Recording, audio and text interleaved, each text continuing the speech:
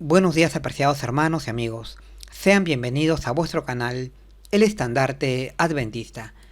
Bien, siguiendo con nuestra temática del santuario, el día de hoy estudiaremos el importante pasaje profético de Daniel 8:14, pasaje en donde se establece el tiempo que debe transcurrir para dar inicio a la purificación del santuario, siendo esta una declaración de gran trascendencia, pero a la vez sumamente inquietante, sobre todo porque durante muchos siglos y hasta hoy no existía ni existe santuario en la tierra, pero la profecía de Daniel 8:14, más conocida como de las 2300 tardes y mañanas, así lo establecía, por lo que nuestra lección de hoy llevará por título Profecía de la purificación del santuario, un título que desde ya alude a la idea principal de nuestra lección, que es mostrarnos en la profecía de las 2300 tardes y mañanas de Daniel 8:14 cuándo sería el momento del inicio de la purificación del santuario que, como veremos,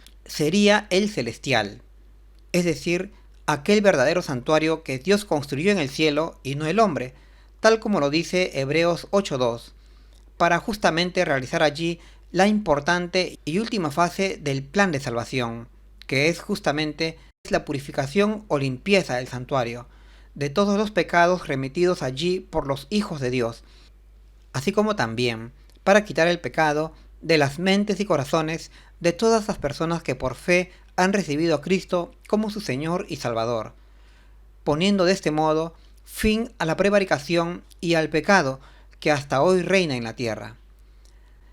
Pecados o prevaricaciones que son fomentados a través del engaño que promueve aquel cuerno pequeño, es decir, aquel gran poder mundial que ha llevado a la humanidad con sus falsas doctrinas a transgredir los santos mandamientos del Señor. Como pensamiento guía o conductor de este estudio, tenemos un interesante versículo de introducción en Hebreos 9, versos 9, 11, 12 y 23, y también en la página 504 y 505 del libro Profetas y Reyes, en donde se nos dice que el Señor Jesús es nuestro sumo sacerdote allá en el santuario de Dios que está en el cielo, y Él ha entrado al lugar santísimo para purificar este santuario con su propia sangre, de tal manera que ha obtenido para nosotros eterna redención. Por lo cual debemos considerar esta labor que el Señor ha pasado a realizar, ya que tiene como objetivo no solo limpiarnos de nuestros pecados, sino hacernos idóneos para habitar en las cortes celestiales. Bien, pasemos entonces a desarrollar las preguntas de nuestra lección. Tenemos un primer subtítulo que dice: La llave profética. Pregunta número 1. En profecía, ¿a qué equivale un día en tiempo real? Entonces, ¿cuántos años son 2300 días proféticos? Bien, en profecía, un día representa un año. Así lo vemos ilustrado en Números 14:34 o en Ezequiel 4:6, donde el Señor establece la equivalencia entre días por años. Pues, por ejemplo, en el veredicto de Dios para que Israel quedase en el desierto por 40 años, la razón era porque ellos estuvieron 40 días reconociendo la tierra de Canaán, y como no la valoraron como la buena tierra que Dios les daba, entonces Dios los sentenció a pasar 40 años en el desierto. Esto según Números 14:34. Por lo que entonces nuestra llave profética para las profecías de tiempo es intercambiar los días por años. En este sentido, para entender el pasaje de Daniel 8:14 que nos habla de 2300 días, debemos considerarlo aplicando esa equivalencia como 2300 años literales. Y lo mismo podemos aplicar para otras distintas profecías de tiempo, como por ejemplo aquella del Señor Jesús en Lucas 13, versos 32 y 33, cuando el Señor señaló que Él trabajaría en Jerusalén hoy, mañana y pasado mañana, queriendo decir con estos 3 días que serían 3 años las actividades que desarrollaría en la tierra, antes de la finalización de su ministerio. Pues como sabemos, el Señor Jesús estuvo 3 años y medio desempeñando su ministerio y luego fue crucificado.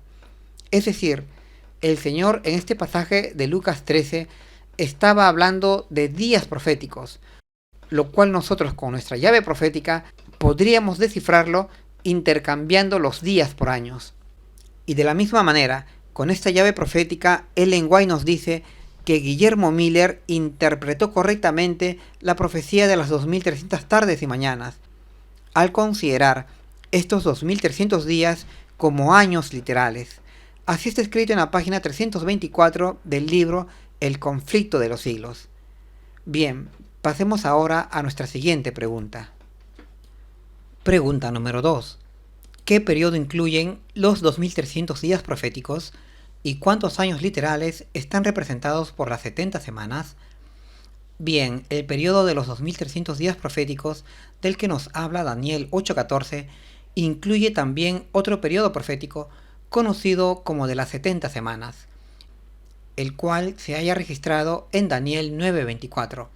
Y esto lo entendemos así, pues tanto Daniel 8:14 como Daniel 9:24 tienen básicamente el mismo mensaje, pues Daniel 9:24 nos dice que 70 semanas están determinadas sobre tu pueblo, sobre Israel y sobre tu santa ciudad, es decir, Jerusalén, para acabar con la prevaricación y concluir el pecado, y expiar la iniquidad, y para traer la justicia de los siglos, y sellar la visión y la profecía, y ungir al Santo de los Santos.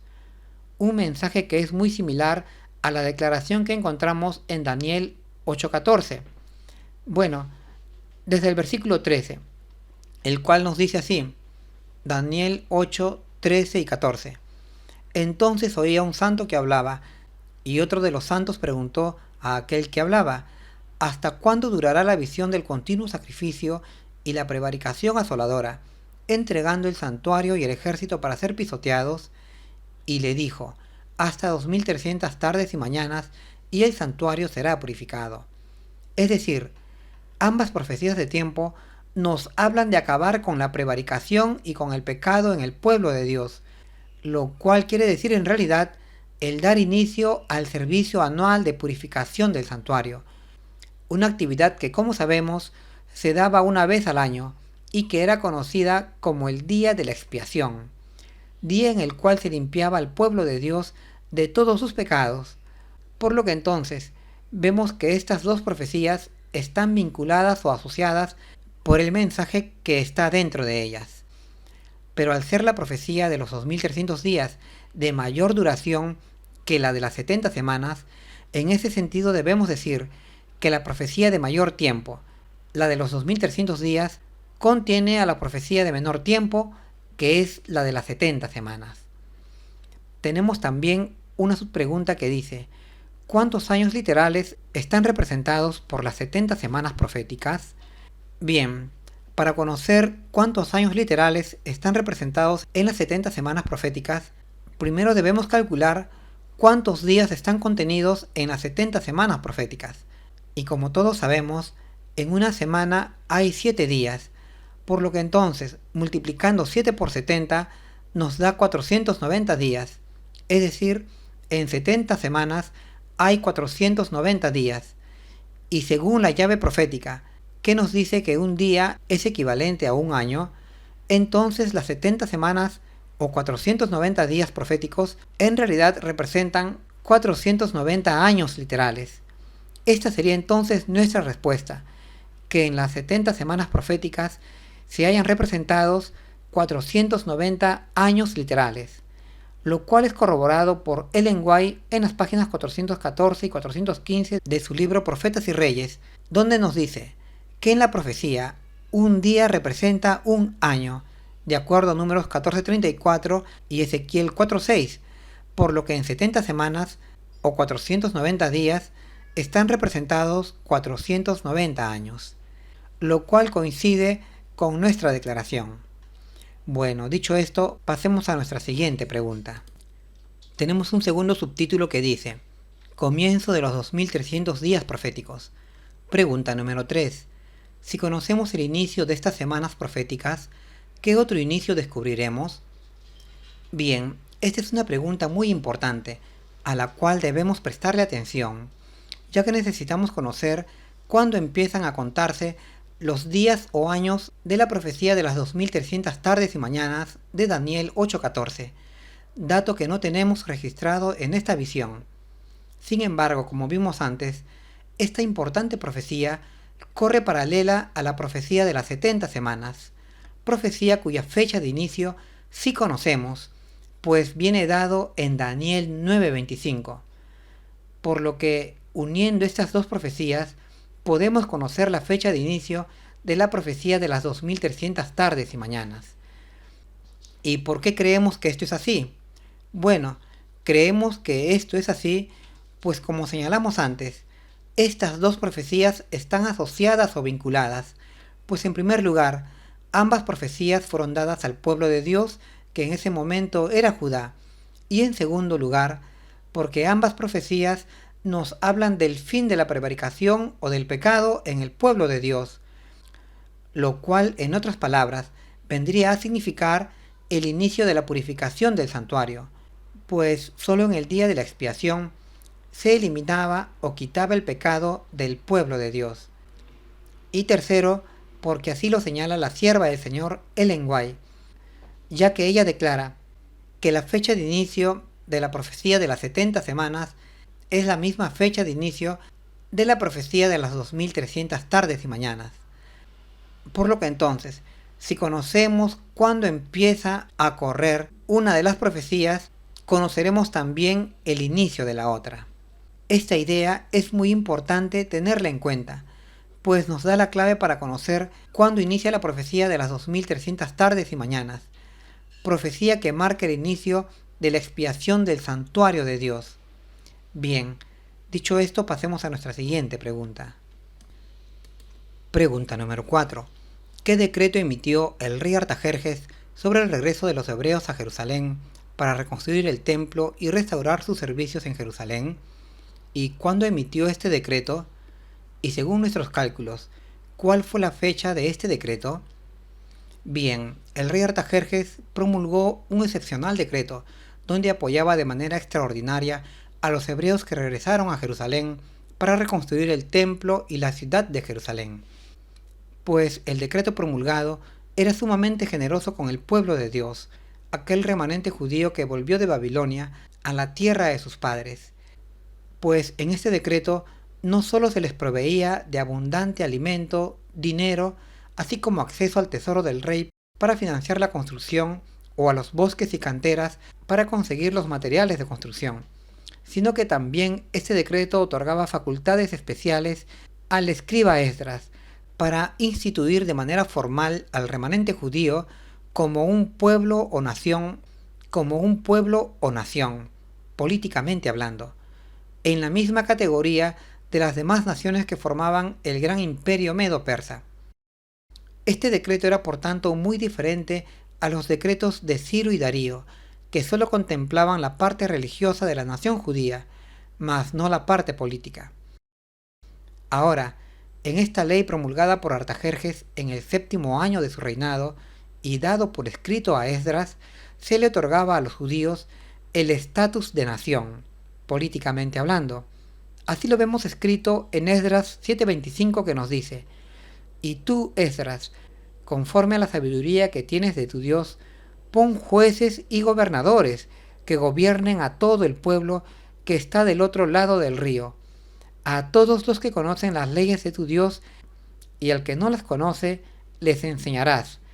Y cualquiera que no cumpliere la ley de tu Dios y la ley del rey, prestamente sea juzgado o a muerte o a destierro o a prisión».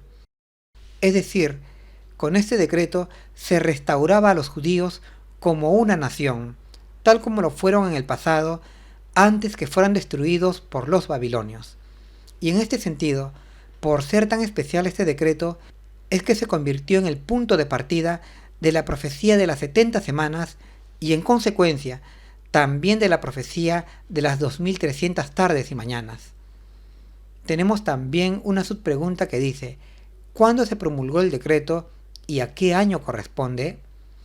Bien, el decreto que promulgó el rey Artajerjes para la edificación del templo y la ciudad de Jerusalén fue en el 7º año de su reinado. Así lo vemos escrito en Esdras 7, versos 7 y 8, donde se relata que fue en el año séptimo del reinado de Artajerjes que Esdras y una compañía de sacerdotes y levitas subieron a Jerusalén portando por escrito el decreto de Artajerjes. Es decir, si portaban el decreto por escrito, es porque en ese momento Artajerjes lo había promulgado, en el séptimo año de su reinado, fecha que corresponde al año 457 a.C. Así lo menciona la sierva del Señor en la página 514 del libro Profetas y Reyes, y también en la página 326 del libro El conflicto de los siglos. Bueno, pasemos ahora a nuestra siguiente pregunta. Pregunta número 5. Sabiendo que la fecha de inicio de las 70 semanas y de los 2300 días es el año 457 a.C., ¿en qué año termina la profecía de los 2300 días proféticos? Bien, para determinar en qué año termina la profecía de las 2300 tardes y mañanas o 2300 días proféticos, debemos efectuar la siguiente operación, considerando que estos 2300 días proféticos de Daniel 8:14 son años literales. Como primer paso, y conociendo que el año 457 es la fecha de inicio de este periodo de 2300 años, entonces le quitamos a 2300 457 para llegar al año 0, y esto nos da 1843. Luego, a 0 le sumamos estos 1843 y nos da 1843. Y a este resultado le agregamos 1, pues el año 0 no existe, y aunque fue considerado en este cálculo, sin embargo debemos de quitar esta consideración. Y haciendo esto, es decir, agregando 1 a 1843, nos da 1844, que sería el año donde finaliza la profecía de las 2300 tardes y mañanas. Un año sumamente importante para nosotros, ya que nos revela la fecha de inicio de la última etapa del plan de salvación, que es justamente la purificación del santuario. Entonces, a partir del año 1844, empezaría la purificación del santuario, aquella obra consistente en la limpieza o eliminación de los pecados del templo de Dios y también de las mentes y corazones del pueblo de los santos del Altísimo.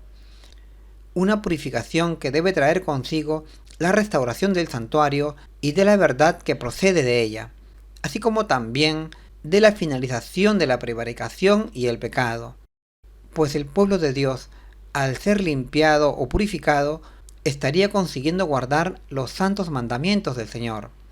Esto, claro está, con la ayuda del Espíritu Santo. Un proceso que, como veremos, está en marcha allá en el cielo, bajo el ministerio sacerdotal de nuestro Señor Jesús, pues en el año 1844, nuestro Señor Jesús ha ingresado al lugar santísimo del santuario de Dios para efectuar justamente la obra de purificación del santuario de Dios. En la página 328 y 329 del libro El conflicto de los siglos, Ellen White nos dice que justamente los 2300 días de Daniel 8:14 terminaron en 1844. De este modo, la fecha de la purificación del santuario quedó definitivamente establecida. Así es, hermanos, 1844 es una fecha sumamente importante dentro del plan de salvación, ya que nos indica el año en que ha dado comienzo la última fase de este divino plan. Bueno, pasemos ahora a nuestra siguiente pregunta. Pregunta número 6. ¿Qué iba a suceder entonces en el santuario celestial, ya que al final de los 2300 días proféticos no había santuario ni templo en la tierra desde hacía mucho tiempo? Bien, lo que iba a suceder en el santuario celestial al finalizar los 2300 días proféticos era su limpieza o purificación. Así lo vemos escrito en Daniel 8:14, que nos dice: hasta 2300 tardes y mañanas y el santuario será purificado, siendo el santuario a purificar el celestial, aquel verdadero santuario construido por Dios allá en el cielo, y no el terrenal, el cual, como se señala en la pregunta, desde hacía mucho tiempo que no existía. Recordemos que además del santuario terrenal, había un santuario allá en el cielo, que era justamente el verdadero santuario, siendo el santuario terrenal solo una sombra o una sencilla copia de aquel verdadero santuario que Dios construyó allá en el cielo. Y la purificación de la que habla la profecía se efectuaría justamente en este verdadero tabernáculo, en un acto muy similar al que se realizaba aquí en la tierra, en aquel gran día de la expiación. Pues hermanos, también el santuario celestial necesitaba ser purificado de los pecados que allí habían sido remitidos por todos aquellos que confesaron sus faltas al Señor. Y esta obra de purificar el santuario, o de quitar los pecados allí registrados, incluye también el quitar o eliminar los pecados de las mentes y corazones del pueblo de Dios, tal como lo declara Levíticos 16:33. Y en realidad, la labor de purificar el santuario celestial ha comenzado en el año 1844, en la fecha exacta que fijaba la profecía de los 2300 días. Es una obra que se viene desarrollando en el cielo, para acabar con la prevaricación y el pecado, aquel gran problema que es el causante de todos los padecimientos que sufre la humanidad en particular y la creación en general. De manera complementaria, Ellen White nos dice en la página 477 del libro El conflicto de los siglos, que en el tiempo señalado para el juicio, es decir, en 1844, o final de los 2300 días, empezó la obra de investigación y el acto de borrar los pecados. Todos los que hayan profesado el nombre de Cristo deben pasar por este riguroso examen. Tanto los vivos como los muertos deben ser juzgados de acuerdo con las cosas escritas en los libros, según sus obras. Una importante precisión de parte de la mensajera del Señor para considerar lo que se está llevando a cabo allá en el cielo. Bueno, pasemos ahora a nuestra última pregunta. Tenemos ahora un subtítulo final que dice: Sumo sacerdote del santuario celestial. Pregunta número 7. ¿Quién ha estado ministrando en el lugar santísimo del santuario celestial desde 1844 para purificarlo, tal como se prefiguraba en el típico día de expiación en el santuario terrenal? Bien, quien ha estado ministrando en el lugar santísimo del santuario celestial desde 1844 es nuestro Señor Jesús, ya que Él es nuestro sumo sacerdote, quien se presenta ante el Padre Celestial en este grandioso templo que Dios ha construido en el cielo, para interceder en nuestro favor y así obtener nuestra redención. Así lo comprendió el apóstol Pablo y así lo dejó escrito en Hebreos 8, versos 1 y 2, diciéndonos: tenemos tal sumo sacerdote, el cual está sentado a la diestra del trono de la majestad en los cielos, ministro del santuario y del verdadero tabernáculo que el Señor levantó y no el hombre. Y más precisamente, en Hebreos 9, versos 11 y 12, se nos dice claramente que nuestro sumo sacerdote es nuestro Señor Jesús, pues está escrito que estando ya presente Cristo, sumo sacerdote de los bienes que habían de venir, por el más amplio y más perfecto tabernáculo, no hecho de manos, es a saber, no de esta creación, y no por sangre de machos cabríos ni de becerros, mas por su propia sangre, entró una sola vez en el lugar santísimo, habiendo obtenido eterna redención. Así es, apreciados hermanos, el Señor Jesús es nuestro sumo sacerdote allá en el grandioso templo de Dios que está en el cielo, y está obrando en nuestro favor para redimirnos del poder del pecado, es decir, para perdonarnos y limpiarnos de este terrible flagelo. Con el ministerio sacerdotal que viene desarrollando nuestro Señor Jesús allá en el cielo, se cumplirá esta asombrosa profecía de Daniel 8:14, referente a la purificación del santuario. Purificación que, como hemos señalado, consiste en quitar el pecado de este santo lugar y también de nuestras mentes y corazones. Que el Señor nos ayude a conseguir este gran objetivo, de quitar el pecado de nuestro ser. Si esto se consigue, entonces la humanidad no solo habrá alcanzado la victoria sobre el pecado, sino también habrá logrado su restauración a imagen y semejanza de Dios. Que el Señor os guarde, apreciados hermanos. Que tengan un feliz sábado. Hasta pronto.